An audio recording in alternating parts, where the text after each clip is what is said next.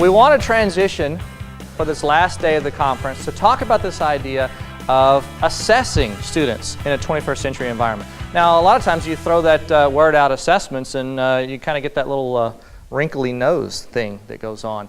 I put an article actually it's been around for quite some time, about this idea of assessing students.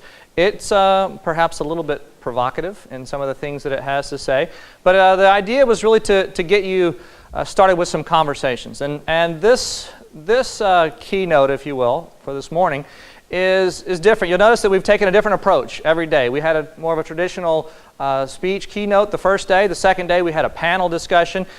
Today it's more about a conversation. It's more about an opportunity for us to discuss some things associated with assessing students in a 21st century environment. So hopefully you had a chance to kind of browse over the article this morning. If you didn't, that's okay. What I have done is extracted some comments from this article, and I want to use them as a discussion point. So the way this is going to work is I'm going to put up on the screen a comment that the author of the article made, and give you a chance to just think about it for a minute. And then I'm going to put up a poll. Now, I got to tell you, I was a little bit cheap on this. There's a program called Poll Everywhere that allows you to take feedback from a group and post it as a graph, a bar chart of how many people said different things. Now, if you pay for the whole thing, you can get everybody on together. But if you take the free version, the easy way out like I did, only 40 people get to put in. So really what this means is it's kind of a little bit of a race. So we're going to throw a little competition in the middle of this as well. So I'm not exactly sure what happens when you go over 40. We're going to find out. I think it's just going to shut you down. So it'll be a little bit of a race to see how fast you can get your information in there. There are two ways that you'll be able to respond to the prompts. One is by using your cell phone, and the other is by going to a website, and I will show you how to do that when you get there. So if you have a cell phone or you have some kind of internet-enabled device, we'll start this off. So here's the topic. The topic, and I guess the article is called "Less Teaching, More Assessing." That's why I say it's a little bit of a provocative title, I think, because we are in an age of just absurd testing, I would say. But assessing students in a 21st century environment is a little different than this idea of testing that we think about now. So I want to put that seed in your mind as we move forward. Let's talk about some of the things that the author had to say. Look at this comment. This is one of the first things that the author had to say. We, as educators, were paid to coach learners, not teach content. Now think about that. Think about the level to which you agree with that statement. So this is going to be kind of like a Likert scale. You're familiar with that? Do you strongly agree with this? Agree with it? You're kind of neutral. You disagree, or do you strongly disagree with this? And so here's the way the poll works. If you're going to use a cell phone, you will send a text message. This is the phone number, if you will, for the text message. So you put that in there in the 37607. And then in the body of the message, if you're using a text message, you put this number corresponding to whether or not you agree with this. If you're using an internet-enabled device, you go to pollev.com/i2ED, and you'll get the poll, and you can just click on the button.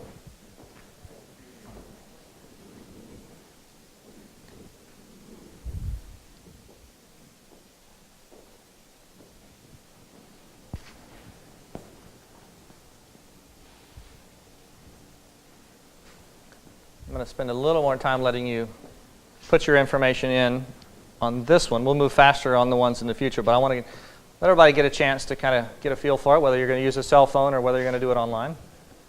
It might take a second to get your device to connect if it hasn't already.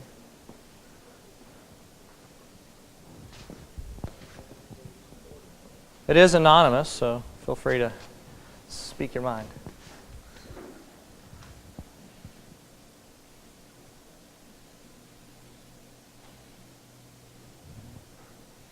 See a couple of fingers still clicking away. All right, we got to 40. I'm guessing it's going to cut the rest of you off. So we have a lot of agreement, not necessarily strong agreement, some of them, and a couple that disagree. So that the comment was, we're paid to coach learners, not teach content. So I'd like to start by giving somebody an opportunity to respond to this. If you're somebody with a kind of a speaking voice and you just want to speak out, feel free to do so. If you feel like you need a microphone, have a microphone. But perhaps someone who is in this agree or strongly agree, maybe you want to tell us why you feel that way. Paid to coach learners, not teach content.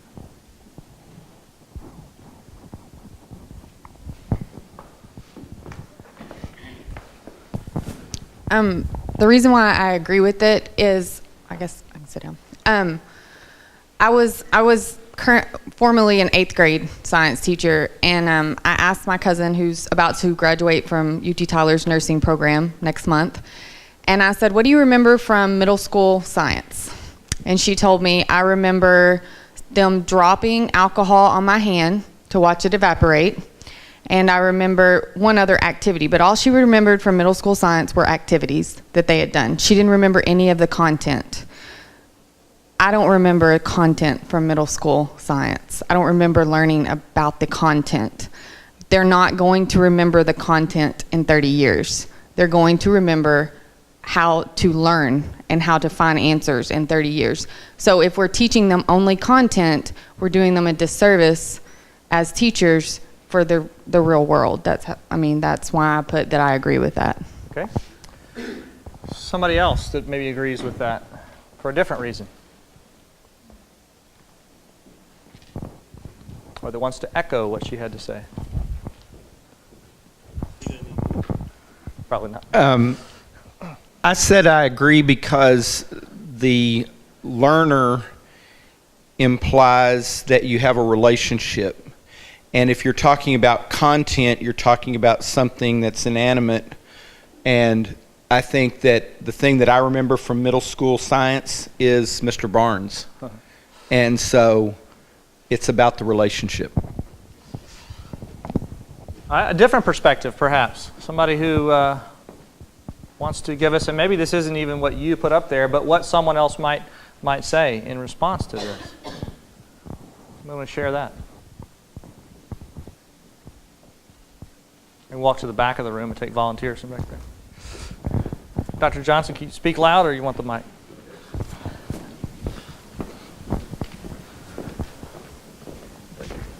Okay, to some extent I certainly agree with that. Relationships, meet the student at the door, have on the board what you're going to teach that day, stay in touch with parents, that all works, and a lot of that is relationships. Now here's what I see about, and I have a problem with this. We are now coaches and not teachers. I've seen teachers, the students come up and say, I don't understand how to do gas stoichiometry. And they say, well, go to your desk and figure it out. Or I don't understand how to do sig figs. Well, go to your desk and figure it out. I'm a coach. I'm not a teacher. I think there's some real potential problems there. In context, I agree with what we've said, but I've seen teachers take that in the wrong direction, and it's really been a problem. Okay. Take a look at this comment. I appreciate that. I appreciate all you willing to speak. Look at this one. So maybe this speaks to what Dr. Johnson was talking about. As the author said, providing feedback is one of the most fundamental skills to teaching. What do you think about that statement? Think about that for just a moment. Providing feedback is one of the most fundamental skills, fundamental teaching skills. Now you get your fingers ready? Here we go. Somebody's ahead of us.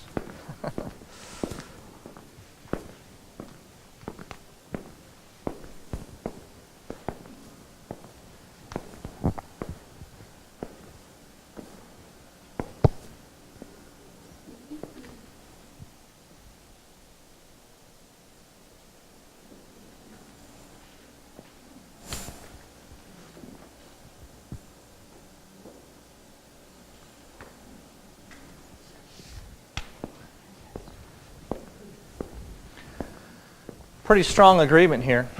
Anybody want to speak to that? before I do, give you the first word. Ms. Mosley.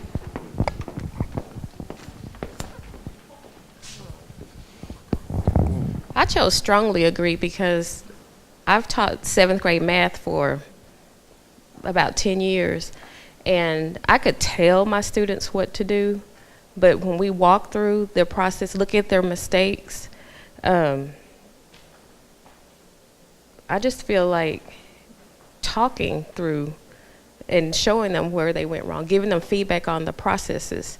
They'll say, well, I missed this, but how did I miss it? Where did I go wrong?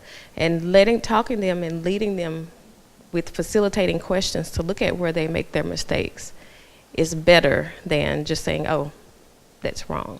Right. So to speak to that and to what Dr. Johnson had to say, I think the author seems to have the mentality that this idea of coaching is directly correlated to this idea of giving feedback. And I don't know if you looked closely at the picture behind it, but I really appreciated how this picture, I think, speaks to this idea. So here you have this dancer, and this coach is giving very detailed, fine-tuned feedback about the angle of the arm, how the fingers relate to it, where the other hand is, and how those pieces come together. That ability, that expert there that's able to guide that student, not in a sense of just telling them what to do, not in the sense of just letting them figure it out on their own, but rather giving them specific feedback at an appropriate time. You've heard of the idea of just-in-time training, right when you need it, right when it's valuable for you, giving that feedback at that point in time. Now, I want to play off of something that I heard Dr. Crawford talk about yesterday. She mentioned this idea of gaming. And she said, you think kids aren't engaged? You think kids don't have long attention spans? Have you ever watched them in front of a game? They'll do that for hours. They will be very in tune to it. They'll stay up, if you let them, all night, play all through the night about this. And she talked about the fact that the game created challenge for them, that it wasn't something they just mastered immediately. That just bores them and they give up. It does create challenge, but the game also does something else. It's very, very good at giving this idea of feedback. You know if you're getting better at it. And it's kind of an ongoing thing. It's just in time, just as you need it. It gives you that feedback. It constantly provides that loop. Take a look at this one.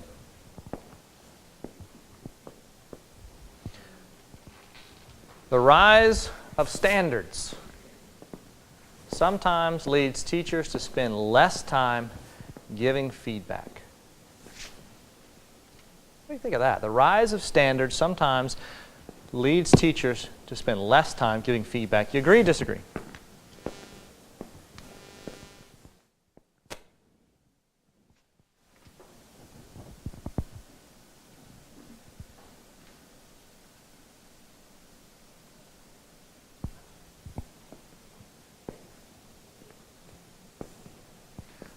Okay, we got some people willing to take a stand now.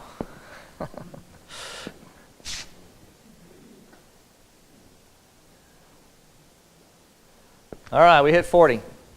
Somebody want to speak to that? Agree or disagree? It's okay. No right answers here. Betsy, you raising your hand? Yes, I am. This is like an auction. You got to sit on your hands and be very still. This was a really different one for me because I felt like it does sometimes lead teachers. Should it lead teachers? I don't believe so, but I think sometimes it does because they feel pressure, I think, to perform to a certain assessment that the state requires. So I'm not sure that it should, but it does. Yeah, sometimes we kind of get the feeling of, I have to get all this in. I think is that where that comes from? It seems to me that's where that, if that is the case, that it's leading someone to spend less time giving feedback, it's from the mentality of, I got to get this stuff in. I have to teach it all, I have to cover it all. Book to chapter, book to book, end to end. Other thoughts? Hang on, Pat, I'll be right back to you.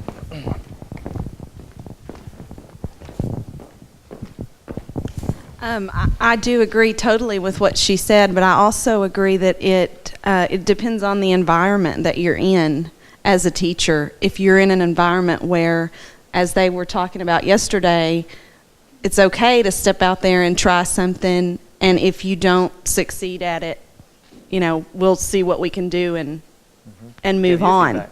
But if you're in an environment where that's something that's heavily pushed and your job is dependent on those results solely, then you kind of have to play within the system. It depends on what you're allowed or not allowed to do also. Okay. Ms. Georgiou? A lot of it, I just graduated. I'm just now becoming an actual teacher. I'm so excited. But what I see in the classrooms are teachers that don't like noise, or they're worried about classroom management and all of those things. And so students wanting to get that feedback, you don't want to take your attention away from the whole class, and you don't want to get distracted or focusing on the one student when you think you can teach the whole class. It all comes down to engaging lessons and trying to make sure that you're teaching to what they actually need to learn and experience. So this issue of feedback needing to be specific, addressing an individual, how does that impact the whole group? And you're talking about the context in which you find yourself. I mean, I know that I have seen or been in districts where there's a mentality of everybody has to stay together, which means we got to move on. And there's sometimes this kind of inching towards skimping on the feedback to get on to the next thing. And yet, I don't know of an administrator who has the mentality of nobody's understanding it, yet we move on anyway. I mean, that's pointless. If they don't understand it, they're not going to be successful in the end. Might as well take the time to do this piece right. All right, let's take a look at this one. To meet standards, it's interesting, we're talking also about standards, and here we've been talking about 21st century skills. But we do, as we talked about yesterday, we do live in an environment that is very standards driven, isn't it? And I don't think that standards are necessarily a bad thing. A standard says that we've gotten together and we decided what a person ought to know and be able to do. I mean, I don't know that there's anybody out there that would say, we need to have less of an idea of what to teach. That doesn't make sense, does it? So we do talk a lot about the standards. Well, if we're talking about meeting standards, the author says you need lots of attempts to try and receive feedback. What do you think about that?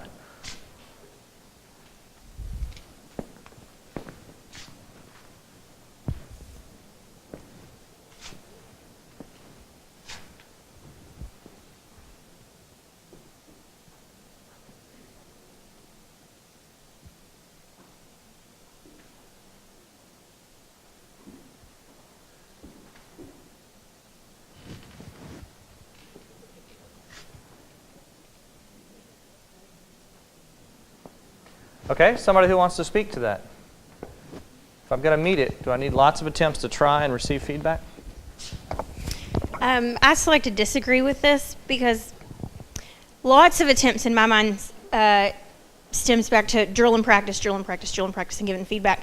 And I believe that if the feedback is meaningful, and if you really sit down with a student and guide their learning, then maybe they won't need lots of attempts. Maybe they'll only need a few. But if you really sit down and give that child constructive, useful, purposeful feedback, they're not going to need to do something 25 times before they learn it. If it's authentic and they're engaged and your feedback is quality, they're going to get it without lots of attempts. All right, somebody willing to take a stand. I like it. Other thoughts? Here we go. Now we got people raising their hand and getting ready to go. Except for I'll be really nervous, and you probably won't understand half of what I say, but that'll be okay. I'm just thinking games. A lot of times those little tutorials will pop up, and it'll say, when you want to jump, press this. And then it gives you 25 chances to practice jumping or whatever, but it's within the context of the game, and so you're not really noticing that you're practicing that skill until you have it mastered. And I think that's the way it should be with education, is that we're giving these little lessons, and then they have many attempts to practice it, but they don't realize they're practicing it because they're doing it within whatever lesson or whatever context that they're doing it in. So I hear you saying that they're getting specific feedback on an ongoing basis. And what I hear you saying, and associated with what Ms. Bailey was saying, is that the game also is very good about when you master it, and move you on to the next one. I mean, who wants to sit there and keep practicing something they already know how to do? You don't do that. And I think that's what Ms. Bailey is saying. You know, oftentimes we keep giving them more and more of the same thing that they are already successful at, or we give it to them and they're not successful at all, and so they're practicing the wrong things. The game doesn't do that, does it? I think it depends a little bit on how you interpret the definition of practice. Practice doesn't necessarily mean doing the same thing over and over again the same way. Like, you can give a task to a student and maybe they don't really get it, but maybe if they see it in a different way or try it in a different way, or even if they understand it, they do something different, and that maybe changes the depth of critical thinking in which they approach this particular standard. It changes the way they see it altogether. Okay. Someone else over there? Uh-oh. Got her going here. Adding to what Aaron said, your goal is to get your students to the top of Bloom's taxonomy, and your goal is to get them to be able to maybe even teach other people this idea that they're learning. So they're not going to be able to do that on their first try. So they're going to have to do things over and over, but maybe not in the same way. All right. Any others? Should we add to that? Can I just feed someone else the information? Okay. I was thinking in terms of like shooting layups, and you know, you have to go with sports over and over again. I mean, how many times am I until my legs get the right step, and so I can jump correctly, so I get that muscle memory. Same thing's going to happen. There's so many different ways to solve a problem in math, and they may.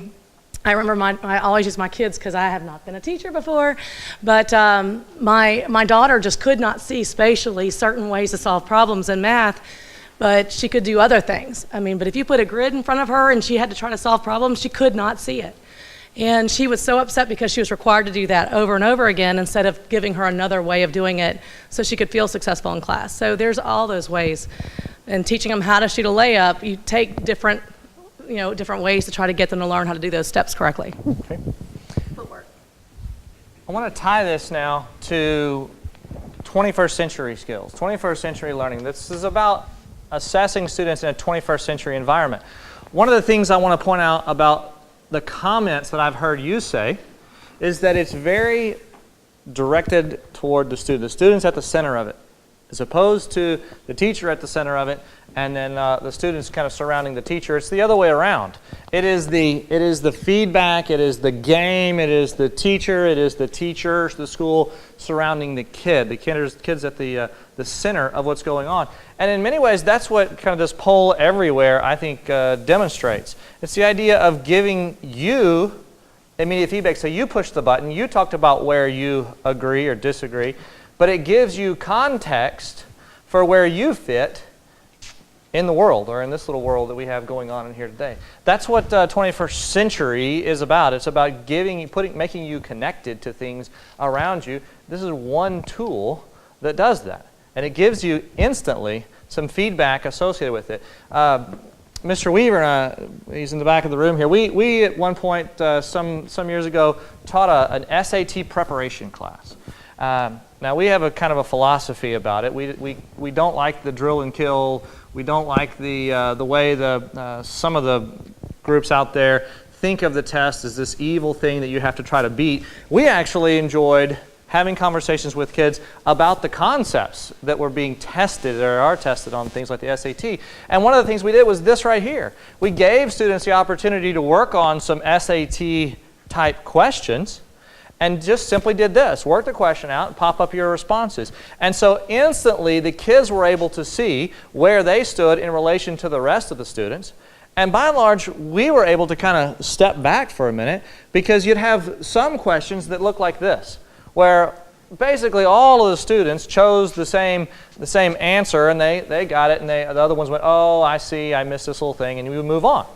And then you'd have ones where it's completely distributed, which meant everybody's just kind of guessing. Maybe we need to stop and talk about this a little bit. And then you'd have one where half of, maybe that's more like this, half of the students chose A and half of the students chose B, and we would go, wonder why. And they would start saying. And one student would say, well, it's because this. And they'll say, no, because such and such. And other students, no, because, and they would go, oh, and all the kids jump back in. And all of a sudden now they're getting feedback from each other. They're seeing where they fit in the realm of everyone else. And some kids maybe chose A, got it right, but still missed the underlying concept. And instead of just moving on, that conversation that they had with their peers enabled them to see where this question was really trying to take them. And they won't miss that in the future. Pretty cool opportunity to use the tools to provide that feedback like the author is talking about, but provide it in a way that's not just right, wrong, that it is giving specific feedback, like the game does. Oh, you jumped too short. You're a little off to the right. You didn't spin, right, whatever the piece is, but it gives you that constant feedback, and you see it in the context of everything else going on around you. Think about this one.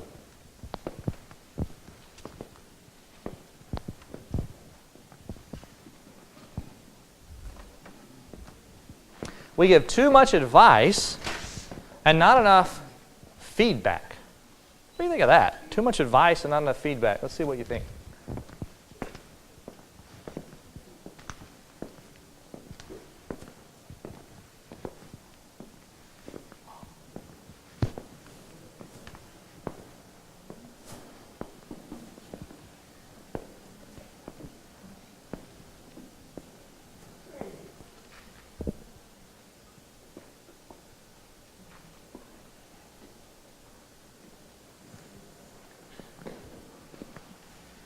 A lot of agrees, not necessarily as strongly agreed as before. A couple of them maybe still thinking about it or disagreeing. Who wants to share their thoughts on this? Haven't had anybody from Hawkins yet. Somebody want to share? What do you think? Too much advice, not enough feedback.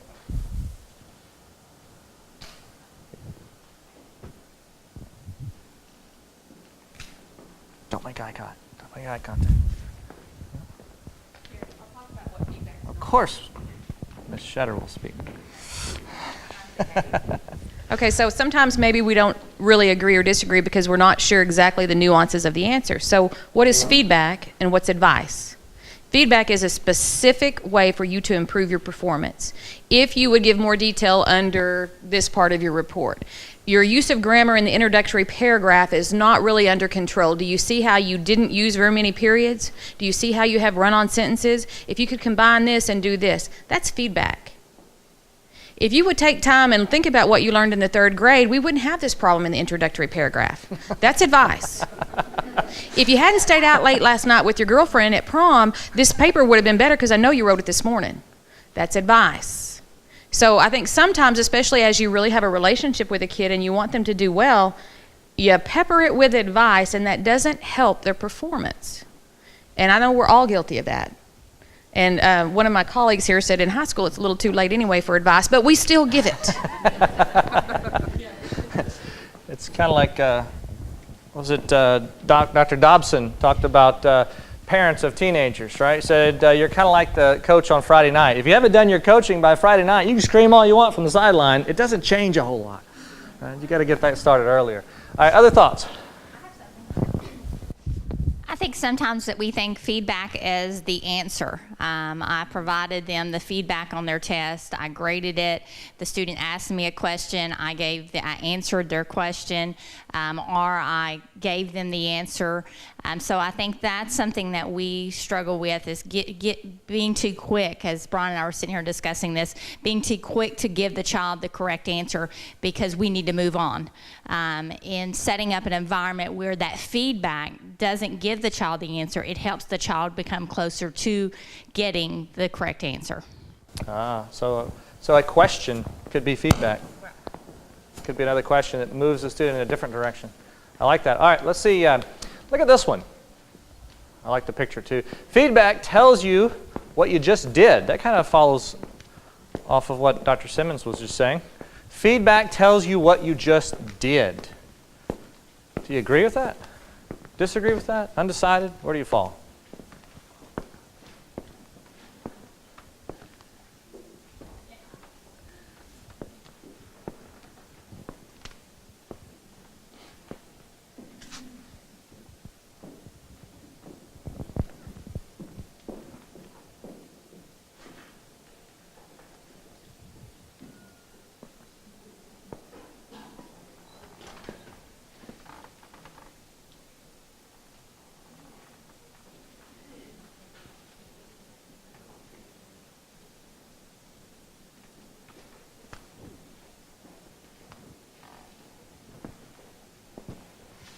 Okay, we're getting a little more distribution here. Thoughts? Maybe we get some conversation going with disagreements. Those that are undecided. Those from Hawkins.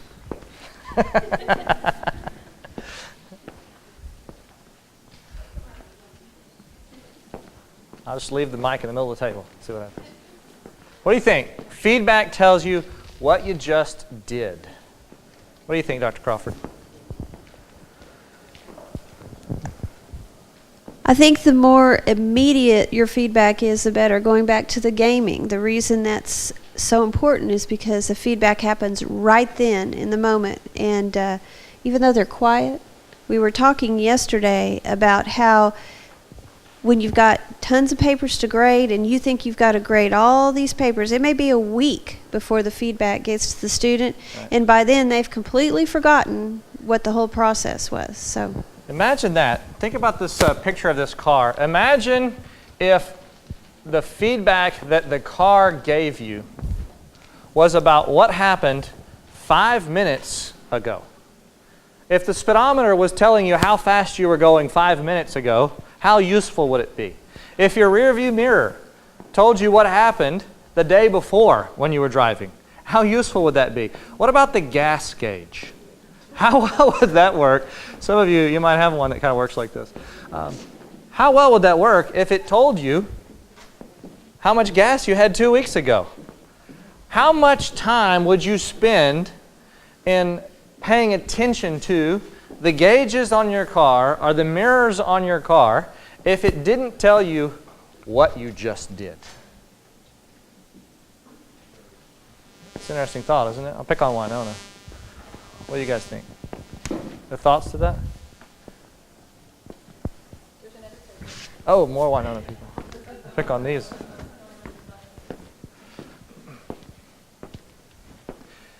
I think this plays off of what Dr. Simmons was saying. That a lot of times we think of feedback as giving a student the answer. The author here is saying, no. Feedback is telling them what they just did. That's very different than giving them the answer, isn't it? It really puts you in a different frame of mind. All right, let's think of another one. The author said, if you want me to meet the standard, then you better make sure I know what the standard is. That's an interesting thought. What do you think about that? If you want me to meet the standard, you better make sure I know what the standard is.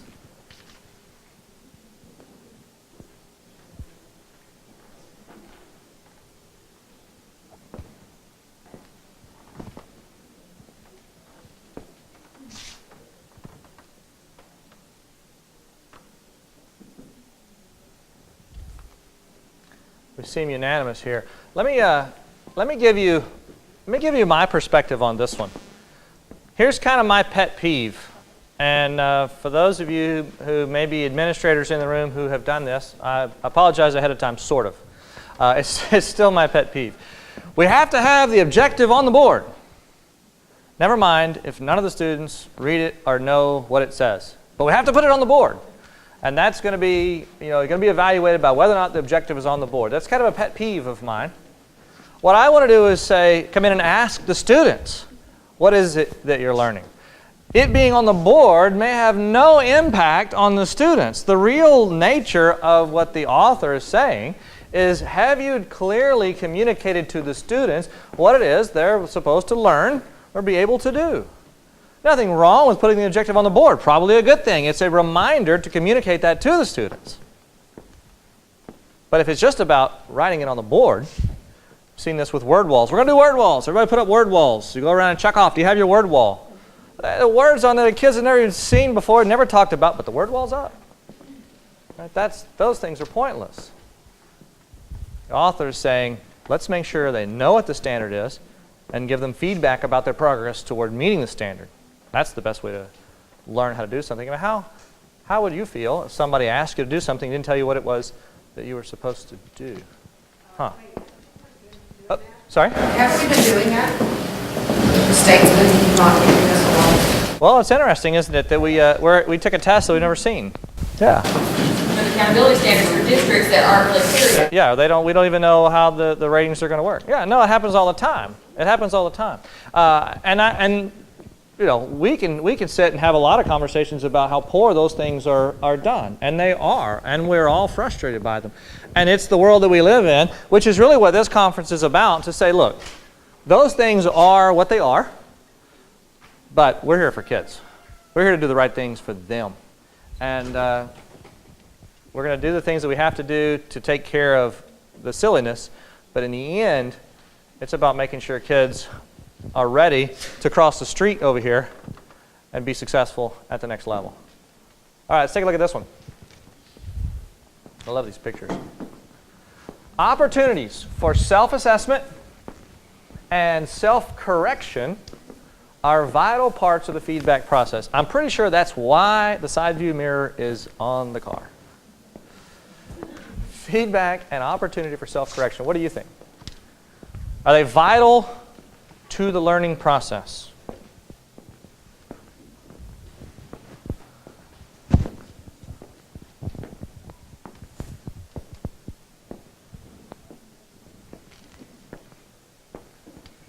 And yet, how many times do we give a summative assessment? That is the thing that we're going to use to determine how well you did, and then move on to the next thing, never having a chance to go back and address what I didn't do well. The reason the game works so well and engages students so well is because you're constantly given the opportunity to assess how well you did and try again. You know how much fun. When I was growing up, there was Zelda was a big deal back on the Nintendo, and I remember this very vividly. There was a friend of mine. His dad had played Zelda with one life, won the whole game with one life, having never died in the game. I mean, imagine if that's the way games, obviously he had been playing Zelda for a long time and he had done it several times with multiple lives. Imagine the way the game would work if they said, you get one life, that's it. How long would you play that? I mean, that's not the way the games work. You come back. You get to do it again. You died. Oh, so what? You know, that's the way the games work. Lots of chances. So, the author says we need more assessments. Now, it's interesting, as it is provocative that he titled, or she, I can't remember who wrote it, titled the article, Less Teaching, More Assessing. Because clearly, it wasn't about assessments in terms of the way we think about, standardized assessments, big tests. It's about feedback. And when we talk about 21st century, when we talk about students at the center of their world, and hopefully the center of our world, hopefully we're talking about this idea of giving students feedback. And when we talk about the tools that we have available to us now, it becomes more and more the case that we need to use those tools to provide students that ongoing feedback. Now, I got one more little illustration that I want to do. It's going to require some volunteers. Give us just a minute.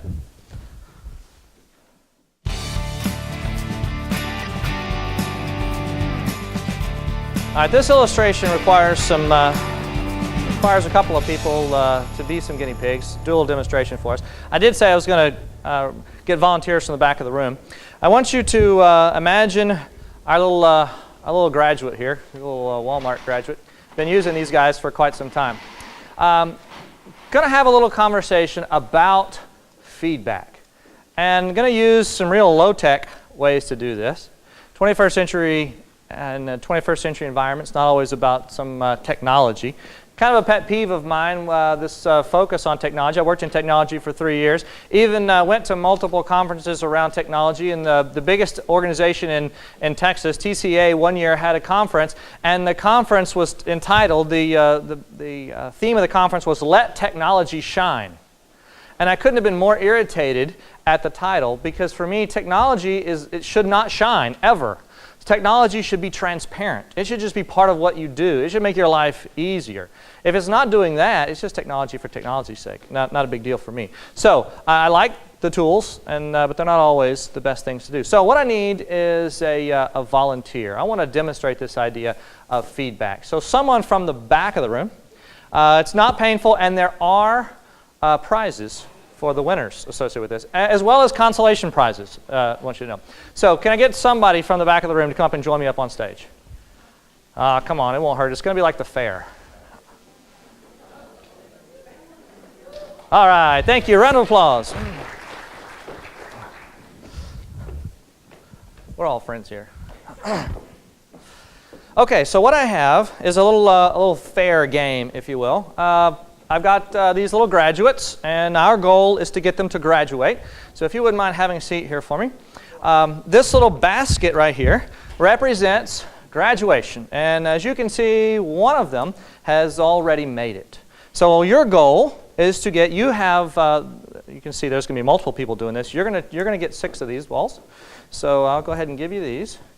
And your goal is to try to get these 6 students to graduate, okay? Now, before we do that, I do need to set up a little bit of this illustration. So if you would close your eyes for me, okay? Now, don't peek, all right? I just want you to think about getting these students to graduate, okay? Now, I want you to know that I'm here to help you with this process. Okay, so I'm here for you, and I want you to go ahead and open your eyes now and get these 6 students to graduate.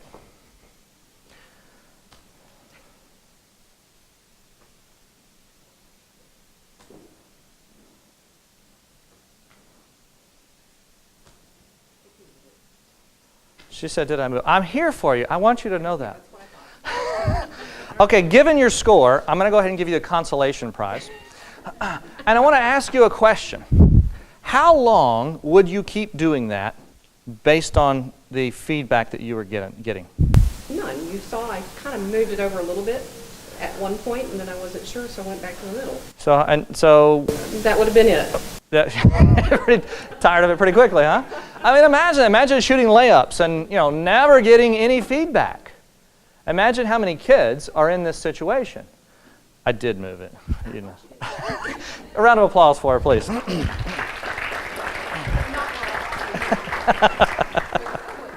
Okay, so clearly I've got to provide more.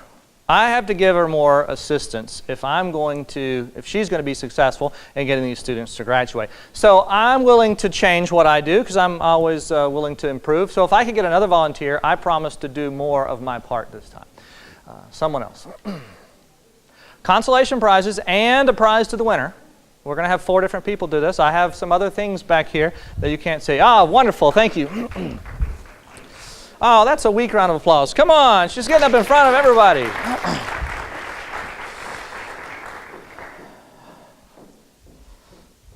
All right. I want you to know that, yes, I am probably going to move the basket. But I'm here to help you this time. Okay, so I'm going to give you some graduates. All right, so if you wouldn't mind closing your eyes for me, make sure you don't peek.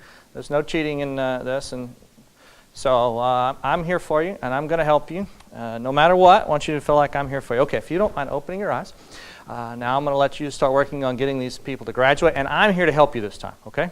Right. Yes, you do have to sit. That's part of the rules.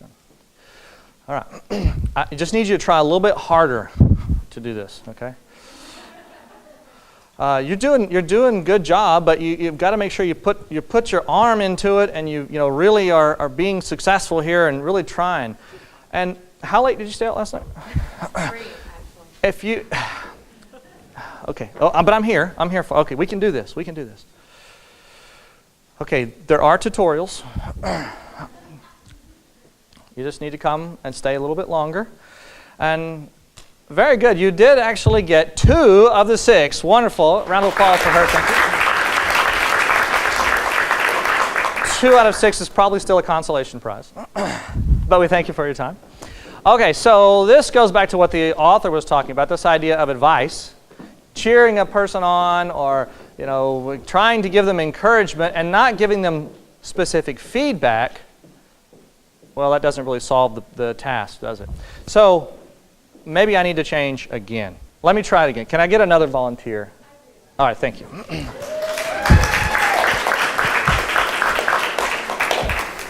All right, she's sensing that we're getting closer to possibly winning something here. Hey, it's just like the fair. Come on. All right.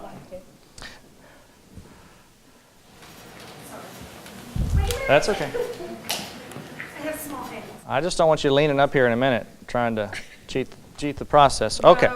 All right, if you will, close your eyes. Let me get everything set up for you. Make sure we know what we're doing here. And I'm going to give you, I'm going to help you. I'm here for you this time. Okay, if you'll open your eyes. All right, so let's get started here. I want you to shoot a little bit to the right of center. Can I hand it to you? No, you have to, I can't graduate for you, but I am here to help you. Okay, could you bring the basket to me? No, that's not the kind of help I can give you. The basket? It's a little to the right of center. Little to the right of center? Yes. But I am a bad throw. Okay. How are you going to help? I'll try to give you some pointers along the way, some specific feedback about technique. I think you should. Okay, a little. All right, a little to the right of center.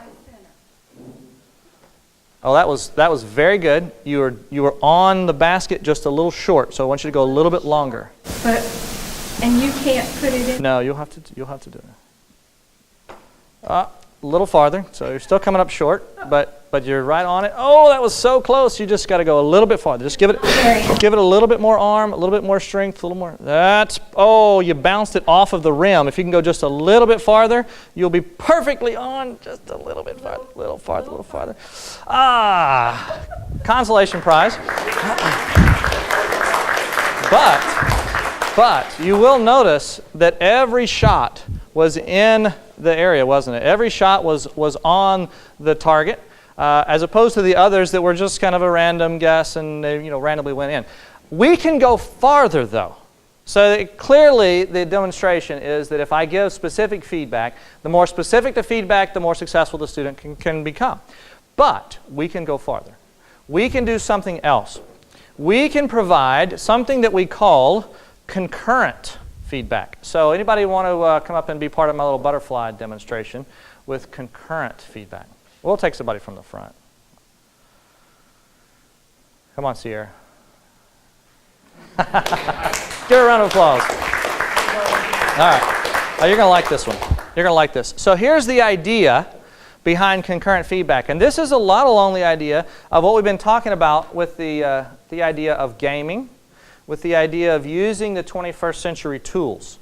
So what I'm going to do, if you'll close your eyes, I'm going to, of course I have to reposition the basket, What I'm going to do now, you can open them, is I'm going to provide you an intermediate target. So I'm going to provide you something that gives you the opportunity to get your own feedback. Okay? So whenever you're ready. That's good. That's good. Yeah. All right. Oh, let me twist that back. Oh. There you go. Nice. But you didn't get any of them across.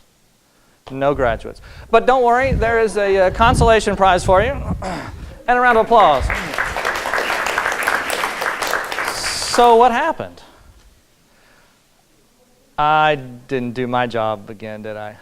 I didn't make sure that there was alignment between the tool that provided the concurrent feedback and the ultimate goal. Do I have another volunteer? Maybe I can do this right. I got one more chance. Miss Mosley, were you volunteering? It's like an auction. Come on, you got it.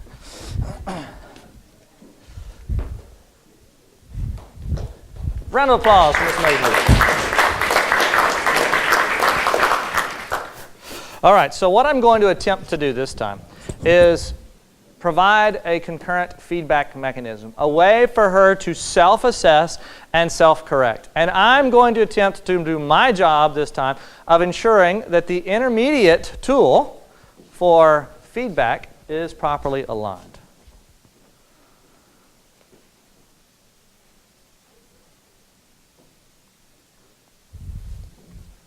All right, if you'll close your eyes so I can reposition things. All right, very good. Here we go. Now you open your eyes and begin the game. Hopefully I do my job and you do your job. And very nice.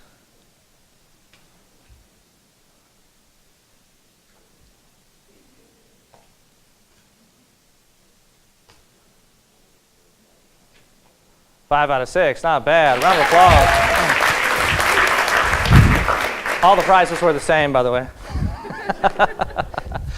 All right, very good. So again, the idea is to use the tools that are available to us. The idea is to provide students with this concurrent feedback, the opportunity to assess themselves. That's really what this idea of 21st century tools, 21st century skills is all about.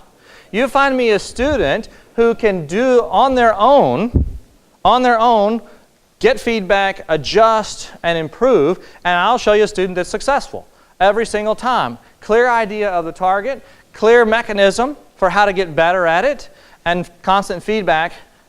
Every student wants that. I read a book recently. It's called Disrupting Class. Great book. I recommend it. It talks about how things are changing in the 21st century environment. How the tools that are being provided for us are disrupting class. Not in the sense of, it's a little play on words there, not in the sense of making the class less productive, but rather making the class more productive, giving more of the control to the student, allowing them to be successful. That's what using the 21st century tools and assessing students in a 21st century environment is all about. It is about more assessment, but the proper kind of assessment that allows students to get their own feedback, to adjust themselves, to do what they do when they game. Constantly get better and improve. And the games are getting better and better at that. They're becoming more and more social, providing kids the opportunities to work together in teams. And they are engaging students in ways that we can't. I want you to stop for just a minute and think about students of today. Think about what it's like to be in front of a game, to be engaged completely in that game, to receive that feedback constantly, having all of your senses flooded with information, right? They've got tactile feedback, you know, the little controllers, they vibrate and do things based on what's going on in the game. There's visual feedback, there's auditory feedback. Before long, they're going to be smelling the engines burning. You know, flooding the senses with feedback. That's what they're doing when they're not with us. And you wonder why attention spans are low? We have to find ways to provide that same kind of feedback. Now, I'm pretty sure that's going to be very difficult to do in the environment of somebody like this, standing up at the front, talking to, and just getting mostly auditory, maybe a little bit of visual feedback. I'm pretty sure that things like project-based learning set up the opportunity for students to get that ongoing feedback. They remove you from the front of the room, as Ms. Georgiou was talking about, and give you the opportunity to be out there with the kids and provide that feedback. The tools that are available, put in kids' hands. We can use them just like they use them, only to be more productive, to give them the skills and the abilities they need to have. So, assessing students in a 21st century environment, it's not about more testing, but it is about more assessing.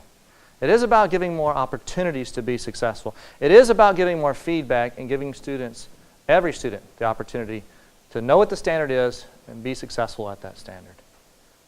It's still the case that less than 30% of adults have college degrees. Think about that for a second. I mean, we look around and we go, well, we all have college degrees.